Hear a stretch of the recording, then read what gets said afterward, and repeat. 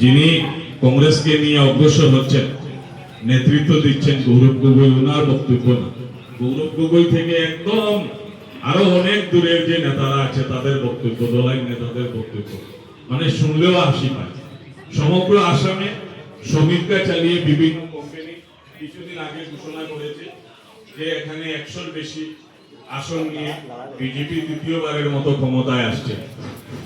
তো আমরা এখানকার যারা ভোটার, এখানকার যারা ধলাইতে এক ধরনের রাজনীতি হয়, সোনাইতে এক ধরনের রাজনীতি, কাঠিগড়াতে এক ধরনের রাজনীতি, বরখোলাতে আরেক ধরনের রাজনীতি। ধলাইতে সংখ্যালঘু ভোটারের সংখ্যা অত্যন্ত, 1,40,000 এখানে হিন্দু ভোট রয়েছে, আর 48,000 এখানে মাইনরিটি ভোট রয়েছে। তাই এখানে প্রতিদ্বন্দ্বিতা, কংগ্রেসকে ভোট দিয়ে এখানে প্রতিদ্বন্দ্বিতা সম্ভব নয়। আর আজকের দিনে শীতাংশু দাস, প্রীতিশ দাস, সঞ্জয় কৈনি, প্রভাস দা, আরো যারা আছেন